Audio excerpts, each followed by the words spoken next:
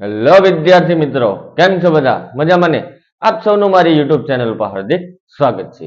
તો આજના વિડીયોમાં આપણે જોઈશું ધોરણ 7 અસાઇનમેન્ટ પ્રકરણ 7 થી 13 માં પ્રશ્ન 2 બ નીચેના દાખલા ગણો, જેમાં પ્રકરણ 7 માંથી 3 માર્ક્સના દાખલા કોઈ પણ બે પૂછાઈ શકે છે.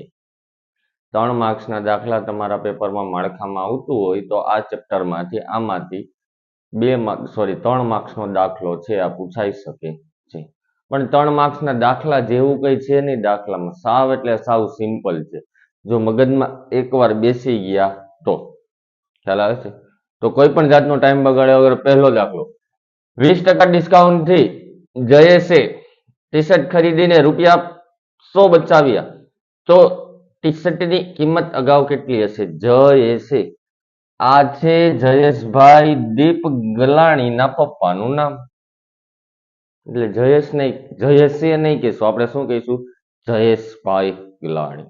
હજી કઈ આપણે દાખલા તો 20% ડિસ્કાઉન્ટ થી જયેશભાઈએ ટી શર્ટ ખરીદીને 100 રૂપિયા બચાવ્યા, તો ટી શર્ટની અગાઉની કિંમત કેટલી હશે? એને એમ કીધું કે આ 20% એને ડિસ્કાઉન્ટ ન મળ્યું હોય, 100 રૂપિયા બચાવ્યા ન હોય, તો કેટલી કિંમત હોય? હું કહું છું, આપણે વસ્તુ લેવા ગયા હોય, આપને ખબર નથી આ વસ્તુ કેટલાની, એની પહેલા એને એમ કહી દીધું 50% ડિસ્કાઉન્ટ ને આટલા રૂપિયા બચ્યા, તો અગાઉની રકમ કેટલી હોય એ મારે મેળવવાનું છે. તો રકમમાં જે આપ્યું નફો અથવા ડિસ્કાઉન્ટ, ડિસ્કાઉન્ટ બરાબર 20%, બચાવેલા રૂપિયા બરાબર 100. ક્લિયર?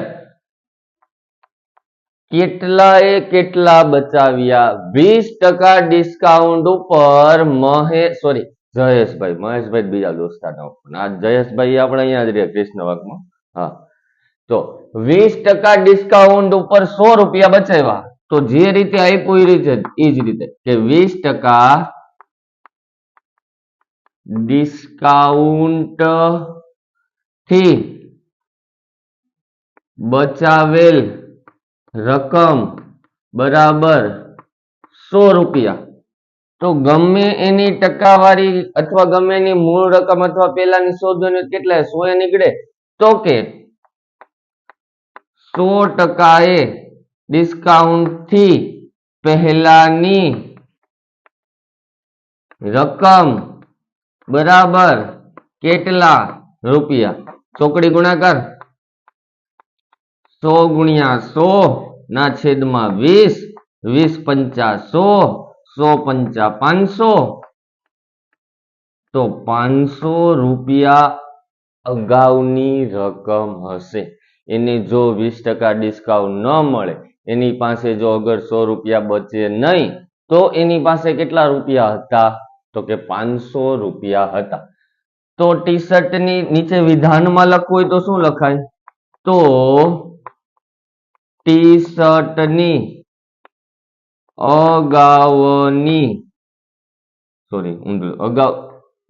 રકમ 500 રૂપિયા હતી. કારણ કે એને 20% ડિસ્કાઉન્ટ મેળવી લીધું, 100 રૂપિયા બચાવી લીધા. એની પહેલા એની પાસે કેટલા રૂપિયા હતા? તો કે 500 રૂપિયા. ખ્યાલ આવ્યો? કઈ છે નહીં. જે દાખલામાં આપ્યું એટલે 20% ડિસ્કાઉન્ટ ઉપર 100 રૂપિયા, તો મૂળભૂત 100% કેટલા? ચોકડી ગુણાકાર 100 ગુણ્યા 100 ના છેદમાં 20, 20 પંચા 100, 100 ગુણ્યા 5, 500 રૂપિયા એની પાસે હતા. એમાંથી એને 20% ડિસ્કાઉન્ટ મળ્યું. પતી ગયો દાખલો. ચાલો, રૂપિયા 2000 ની ખરીદી પર 12% ડિસ્કાઉન્ટ મળે છે. જો રૂપિયા 2000 ની ખરીદી કરીએ તો કેટલું વળતર મળે? આના જેટલો ઈઝી દાખલો મેં જોયો નથી. 2000 ની ખરીદી કોઈ પણ માણસ કરવા ગયો, એના ઉપર મને 12% ડિસ્કાઉન્ટ મળ્યું. 12% જે ડિસ્કાઉન્ટ એટલે વળતર થયું, નફો થયો. તો એ જે નફો છે એને હું શેમાં ફેરવી નાખું? રૂપિયામાં ફેરવી નાખું. અને પછી પાછું એ જ કીધું કે 2000 ની ખરીદી કરીએ તો કેટલું વળતર મળે?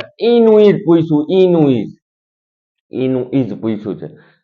જે ટકાવારી હોય એને દૂર કરવી હોય તો શું કરવાનું? સિમ્પલ ભાષામાં 8મા ધોરણમાં આવશો ને એટલે ટકાવારી દૂર કરવાની, એટલે છેદમાં 100 મૂકી દેવાનું. પતી ગયો દાખલો. એને ગુણ્યા કુલ રકમ. હું બોલું છું, ગમે એ વસ્તુની ટકાવારી દૂર કરવી, આ જે 12% ડિસ્કાઉન્ટ છે એને મારે રૂપિયામાં કન્વર્ટ કરવા છે, તો એના જે ટકાવારી છે એના છેદમાં 100 ટકાવારી દૂર થઈ એને ગુણ્યા તો કે જે મૂળ રકમ ખરીદી કરેલી રકમ છે કેટલી છે 12,000. પતી ગયો દાખલો. તો પેલા તો જે આપ્યું છે એ લખી નાખીએ. ડિસ્કાઉન્ટ 12%, ખરીદ કિંમત 12,000 રૂપિયા. હવે એનું જ વળતર એ બધું એક જ થાય. વળતર શેમાં? રૂપિયામાં. તો કે સૂત્ર બનાવી નાખીએ આપણે કે ડિસ્કાઉન્ટ ના છેદમાં 100 એને ગુણ્યા ખરીદ કિંમત, ડિસ્કાઉન્ટ 12 ટકાવારી દૂર કરીએ છેદમાં 100 એને ગુણ્યા કુલ રકમ કેટલી છે 2,000. 2 2 શૂન્ય કેન્સલ, 12 દુ 24, 1 શૂન્ય, 240 રૂપિયા.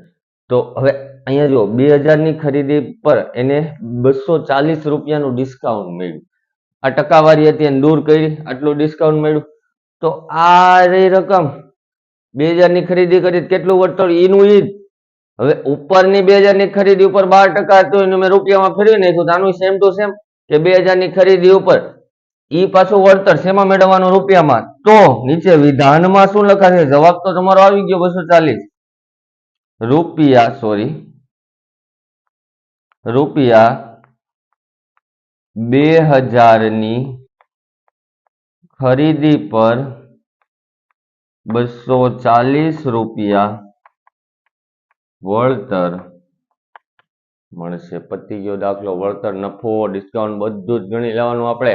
ખ્યાલ આવે છે? પછીનો દાખલો. ઘનશ્યામ કોઈ નથી, સ્વેટર ખરીદ્યું જેમાં 25% ડિસ્કાઉન્ટ મળતા 200 રૂપિયાની બચત કરી. તો ડિસ્કાઉન્ટ પેલા કેટલી? એને પેલા કઈ રૂપિયા કેટલા હતા ને એને ખબર નથી. ત્યાં 5,000 કે ગમે એ રૂપિયા દઈ દીધા, એને ખબર નથી કેટલા, ખિસ્સામાંથી કાઢી નામ દીધા. ઓલાએ કીધું કે 25% ડિસ્કાઉન્ટ ને 200 રૂપિયા વધ્યા. તો તમારી પાસે કેટલા રૂપિયા છે ઈ શોધવાનું થાય. રહ્યો દાખલો. ડિસ્કાઉન્ટ, બચાવેલ રકમ કે 25% ના ડિસ્કાઉન્ટ થી બચાવેલ રકમ 200 રૂપિયા, તો 100% અને પહેલાની રકમ કેટલી? સેમ ટુ સેમ સીધું જ લખીએ. 25% ડિસ્કાઉન્ટ થી બચેલ રકમ બરાબર રૂપિયા 200 માટે 100% ડિસ્કાઉન્ટ થી પહેલાની રકમ બરાબર કેટલા રૂપિયા? ચોકડી ગુણાકાર કે 100 ગુણ્યા 200 છેદમાં 25, 25 ચોકું 100 અને 200 ગુણ્યા 4 કર્યો એટલે શું આવ્યું? 800 રૂપિયા. તો એની પાસે શરૂઆતમાં 800 રૂપિયા હતા, એમાંથી એને 25% ડિસ્કાઉન્ટ મળ્યું, જેમાંથી 200 રૂપિયા બચ્યા. 600 રૂપિયાની વસ્તુ પડી.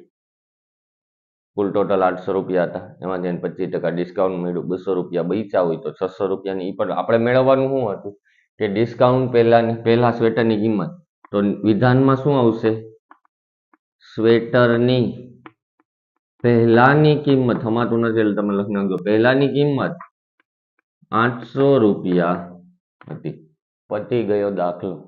ખ્યાલ આવે છે વિદ્યાર્થી મિત્રો? કઈ છે નહીં, સાવી જે પહેલો અને ત્રીજો સેમ ટુ સેમ દાખલા છે. પછીનું રીટા મેડમ અમારા સ્કૂલના પ્રિન્સિપલનું નામ છે. રીટા મેડમ તેના પગારમાંથી 4,000 બચાવે છે. જો તેના પગારના 10% હોય તો તેનો પગાર કેટલો હશે? હવે અહીંયા આપણે પગાર મેળવવાનો છે. મેં પગારને ધારી લીધું છે. ધારો કે પગાર બરાબર x. પતી ગયું. હવે તેના પગારના 10% હોય, તેનો પગાર એટલે પગારને મેં x ધાર્યું, તો x ના 10% માંથી 4,000 રૂપિયા એ બચાવે છે. તો x ના 10% બરાબર 4,000 છે. હજી એકવાર, રીટા મેડમ તેના પગારમાંથી રૂપિયા 4,000 બચાવે છે. જો તેના પગારના 10% હોય, એટલે કે કોઈ પણ પગાર હોય, ધારો કે એક્સ એ પગાર ધાર લીધો, હવે આપણે મેળવવાનું શું થયું, એક્સ મળી જાય એટલે પગાર મળી ગયો. ધારો કે એક્સ ના 10% બરાબર એનો પગાર કેટલા બચાવ્યો, 4,000 રૂપિયા. તો એનો પગાર કેટલો હશે? હવે સાદુરૂપ, નાનું ની ના એટલે શું થાય ખબર હોવી જોઈએ, ગુણાકાર. ટકાવારી દૂર કરવી એટલે છેદમાં 100 ઇઝ ઇક્વલ ટુ 4,000. 100 ભાગાકારમાં પેલી બાજુ જશે તો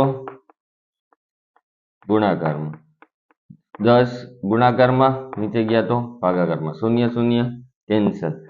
4,000 ગુણ્યા 10 એટલે કેટલો થયો? 40,000 રૂપિયા. એક્સ બરાબર 40,000. તો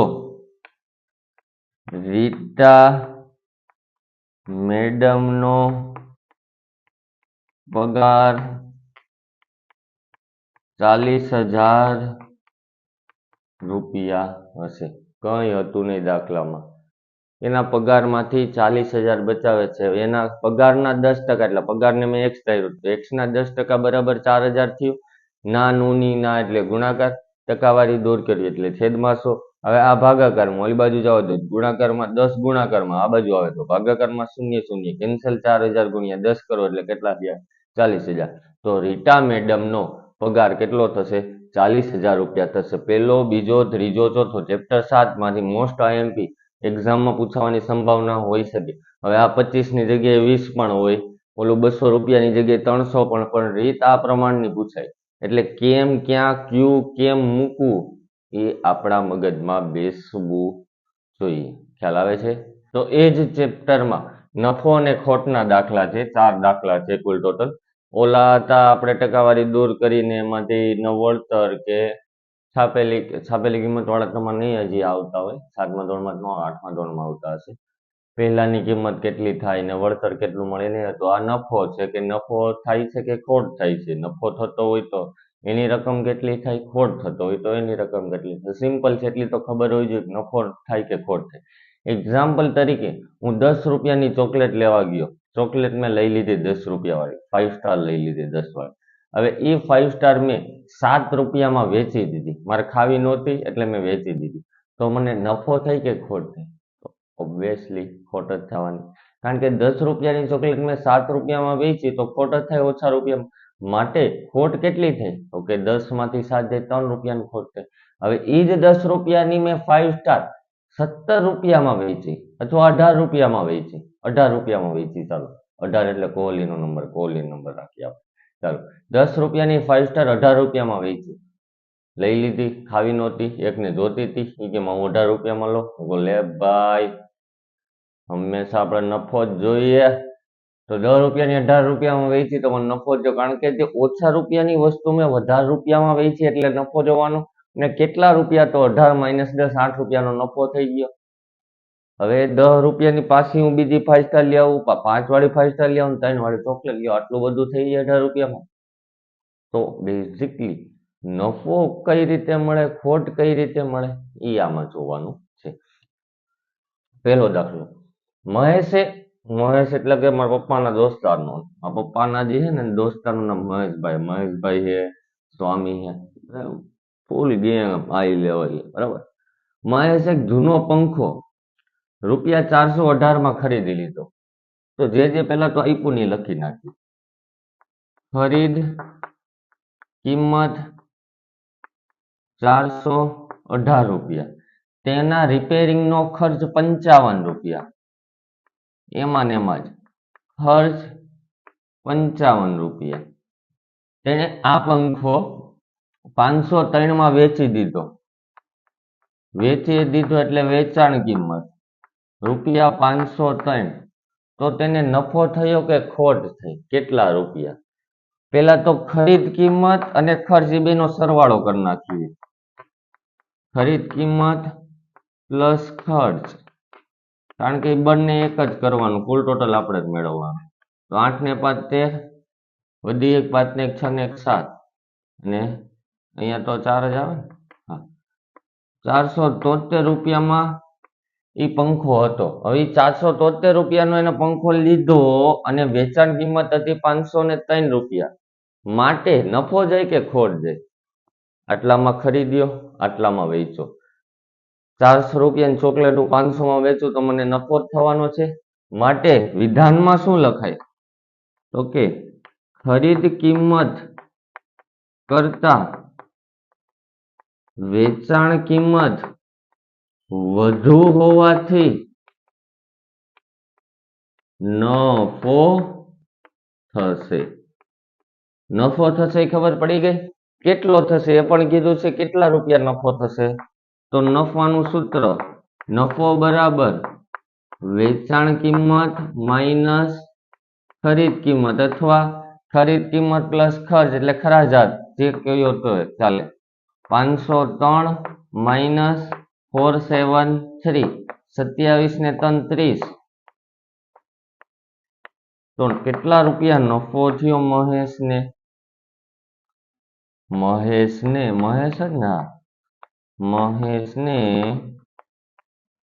₹30નો નફો થશે. સાવ એટલે સાવ સિમ્પલ છે. પેલા તો એ 418 માં એને ખરીદ્યો, એમાં પાછો રિપેરિંગ નો ખર્ચો કરાવ્યો, એટલે કે કઈક વાયર બાયર તૂટ્યો હોય છે, કઈક પ્લગ પાખિયા વળી ગયા એ સીધા કરાવ્યા, કલર કરાવ્યું, જે કરાવ્યું ₹55 એને કરાવી લીધું. તો એની પાસે કુલ ટોટલ હવે કેટલામાં પડ્યો? 473 માં. હવે એ જ પંખો પાછો એને 500 માં તો વેચી દીધો. સોરી, કેટલામાં વેચ્યો? ₹503 તો વેચી દીધો. તો નફો જ જવાનો છે.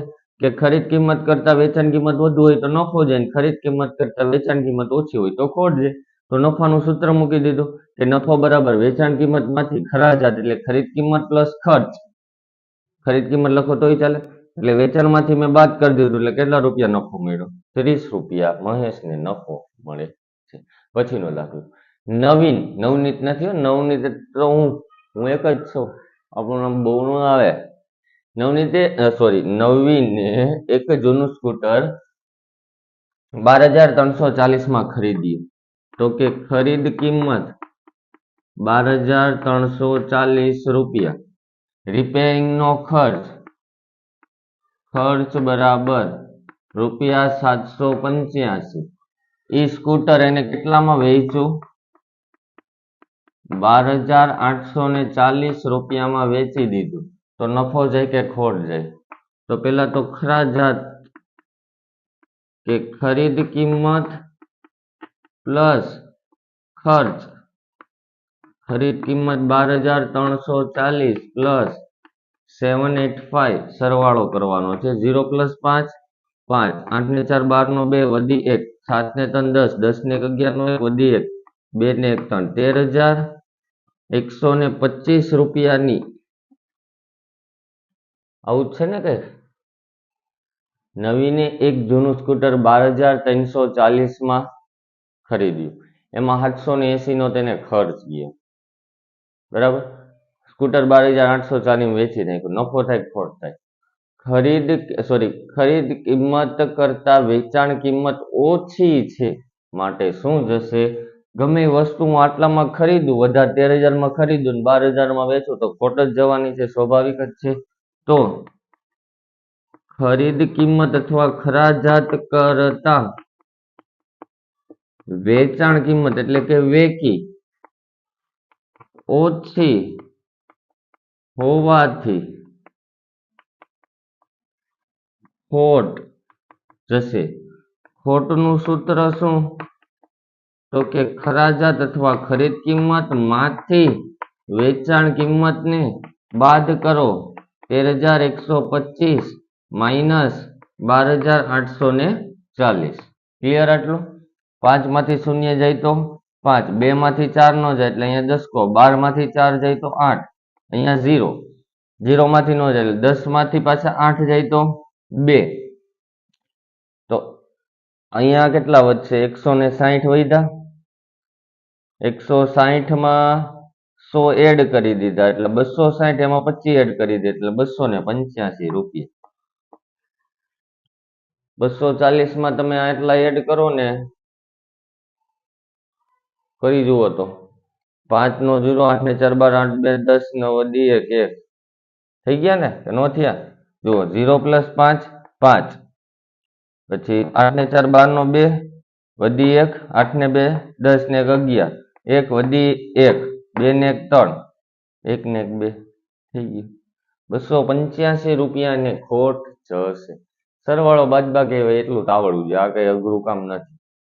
7મા ધોરણમાં તમે આવ્યા, બીજા ત્રીજા ચોથા ધોરણથી સરવાળો બાદબાકી પહેલા ધોરણથી તો શીખવાડવાનું શરૂ કરી દેવું જોઈએ. ચોકલેટ લેવા જાવ ત્યારે કેમ સીધું આવે, 5 રૂપિયાની ચોકલેટ આવે 3 જ લઈએ આપણે, 2 ન લઈએ, ત્યાં તરત ખબર પડી જાય. બરાબર.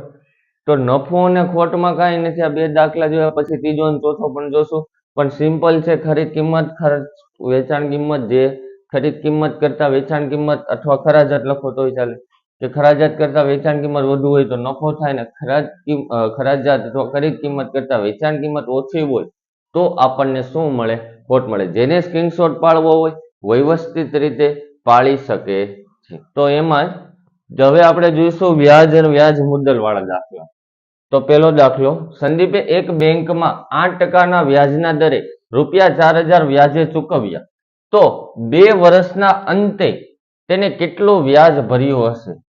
હવે આમાં આપણે શોર્ટમાં લખી તો સૂત્ર શું આવે? સાદું વ્યાજ શોધવાનું. I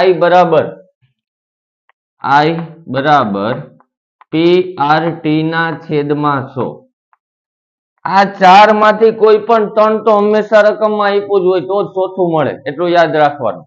2 નો આપ્યું હોય, ગમે 3 તો આપ્યું જ હોય છે તમારા 7મા ધોરણમાં. આ દાખલામાં આપણને 8%, એટલે R બરાબર 8%. પછી કેટલા વર્ષ? T, એટલે કે N લખો તોય ચાલે ને T લખો તોય ચાલે, 2 વર્ષ. અને P એટલે કે આપણને વ્યાજે ચૂકવ્યા, તો P બરાબર 6000 રૂપિયા, R બરાબર 8% અને T બરાબર 2 વર્ષ. I શોધવાનો છે તો સૂત્ર મૂકી દઈએ કે I બરાબર PRT ના છેદમાં 100. P બરાબર 6000, R બરાબર 8, T બરાબર 2. છેદમાં 2 શૂન્ય, શૂન્ય શૂન્ય કેન્સલ. 6 × 8 = 48, 48 × 2 = 96 અને 1 શૂન્ય. આ મને મળી ગયું વ્યાજ. કેટલું વ્યાજ મળે છે? 960 રૂપિયા વ્યાજ મળે છે. હવે મારે શોધવાનું છે વ્યાજ મુદ્દલ. વ્યાજ મુદ્દલ મને મળ્યું I પ્લસ P. વ્યાજ મુદ્દલ એટલે કે A બરાબર P પ્લસ I. તો P પ્લસ I લખો કે I પ્લસ P લખો, કઈ ફરક ન પડે. 960 રૂપિયા પ્લસ P તો કે 6000 રૂપિયા. 6960 રૂપિયા વ્યાજ મુદ્દલ મળે. તો નીચે જો વ્યવસ્થિત લખવું હોય કે વ્યાજ બરાબર 960 રૂપિયા અને વ્યાજ મુદ્દલ બરાબર 6960 રૂપિયા. કઈ છે નહીં, સાવ સિમ્પલ દાખલો છે. રકમમાં P આપણને આપી દીધા, R ટકાવારી આપી દીધી, T એટલે વર્ષ આપી દીધી. સૂત્ર સાદું વ્યાજનું આ તો બધાને આવડે કે I બરાબર PRT ના છેદમાં 100, P એટલે 6000, R એટલે 8 અને T એટલે 2. 2 શૂન્ય કેન્સલ. 6 × 48 = 96 અને 8 શૂન્ય વધતો તો મૂકી દીધો. વ્યાજ મળી ગયું. વ્યાજ મુદ્દલ શોધવાનું, તો વ્યાજ પ્લસ મુદ્દલ. વ્યાજ મુદ્દલ થઈ ગયું. વ્યાજ આટલું, મુદ્દલ આટલું. 960 પ્લસ 6000, 6960 રૂપિયા. ક્લિયર? સેમ ટુ સેમ 4 દાખલા સેમ જ છે. તો આમાં પણ P બરાબર 8000 રૂપિયા, R બરાબર 9% અને T બરાબર 3 વર્ષ. તો સૂત્ર શું છે? I બરાબર PRT ના છેદમાં 100. P એટલે કે 8000, R એટલે કે 9 અને T એટલે કે 3. છેદમાં 2 શૂન્ય, બંને શૂન્ય કેન્સલ. 8 × 9 = 72 અથવા 8 × 9 = 72 અને 1 શૂન્ય, એને ગુણ્યા 3. 3 × 2 = 6, 3 × 7 = 21. 2160 રૂપિયા વ્યાજ મને મળ્યું. જાગુબેન ઓછો અવાજ કરવામાં આવો છો તમારો અવાજ. તો હવે આપણે શોધશું વ્યાજ મુદ્દલ એટલે કે A બરાબર સોરી હવે આપણે શોધશું વ્યાજ મુદ્દલ. A બરાબર P પ્લસ I. P હતા મારી પાસે 8000, I એટલે કે 2160 રૂપિયા. 8 ને 2 10, 10160 રૂપિયા મને મળ્યું વ્યાજ મુદ્દલ, તો નીચે લખવાનું હોય કે વ્યાજ બરાબર 2160 રૂપિયા અને વ્યાજ મુદ્દલ બરાબર 10,160 રૂપિયા. સાવ એટલે સાવ ઈઝી છે. રાધા હતી, એની પાસે 9% વ્યાજના દર, એની પાસે 8,000 રૂપિયા વ્યાજે ચૂકવ્યા મૂક્યા. 3 વર્ષના અંતે રાધાને કેટલું વ્યાજ મળે? તો આટલું વ્યાજ મળે. વ્યાજ મુદ્દલ કેટલું થાય? તો વ્યાજમાં હું મુદ્દલ એડ કરી દઉં એટલે એટલું શું મળી જાય મને? વ્યાજ મુદ્દલ મળી જાય. કોઈને પણ સ્ક્રીનશોટ પાડવો હોય તો પાડી શકે છે. ત્રીજો દાખલો, શશાંક, ઓહો શશાંક સિંહ, ઓલો રાજપૂત પંજાબ વાળો, શશાંક સિંહ રાજપૂત IPL વાળો, 260 રન નો સૌથી હાઈએસ્ટ સ્કોર જીતાડી ગયો. ઈ છે યાર, ઈ જઈશે ને તો જેવું કહીએ. શશાંકે એક બેંક, ના ભાઈ બેંકમાં પડે જ ને ભાઈ. IPL વાળા રૂપિયા જેટલા આપે, કોઈ બેંકમાં લોન બોન ટકાવારી એવું બધું આવે જ નહીં. પૈસા જ પૈસા, એમ બિલિયનેર. ચાલો, શશાંકે એક બેંકમાં 8% વ્યાજના દરે 18,000 વ્યાજે ચૂકવ્યા મૂક્યા, વ્યાજે મૂક્યા. 2.5 વર્ષના અંતે કેટલું વ્યાજ મળે? Same to same. પી બરાબર 18,000 રૂપિયા, આર બરાબર 8% અને ટી એટલે કે સમયગાળો, એન લખો તો પછી ચાલે. એન એટલે કે મારો 2.5. સૂત્ર I બરાબર PRT ના છેદમાં 100. પી તો કે 18,000, આર તો કે 8% અને આનું ટકાવારી દૂર કરીને છેદમાં હું 10 લખું, નાના 100. આ 10 એના એવા, આ પોઈન્ટ પછી એક સંખ્યા હતી એટલે બધા શૂન્ય ઉડાડી દો, ઉડાડી દીધા. 25 8 200 એને ગુણ્યા 18 દુને 36, 2 શૂન્ય. તો કે વ્યાજ મને મળી ગયું 3600. હવે મારે શોધવાનું વ્યાજ મુદ્દલ એ. પી પ્લસ આઈ. પી હતું 18,000, વ્યાજ મળ્યું 3600. 18 ને 3 21 પ્લસ 600 એટલે કે 21,600 રૂપિયા વ્યાજ મુદ્દલ. તો કે વ્યાજ બરાબર 3600 રૂપિયા અને વ્યાજ મુદ્દલ મને મળ્યું 21,600 રૂપિયા. ક્લિયર?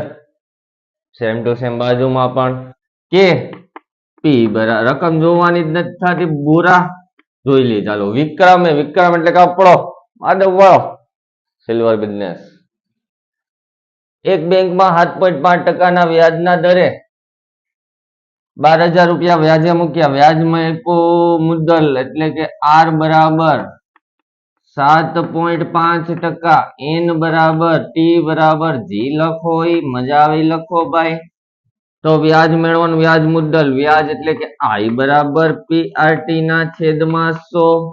પી બરાબર 12,000, આની ટકાવારી દૂર કરો, આની ટકાવારી દૂર કરો, છેદમાં 100 છેદમાં 10 આખાના છેદમાં 100. શૂન્ય શૂન્ય કેન્સલ, શૂન્ય શૂન્ય કેન્સલ. આના ભાગ પાડી દો.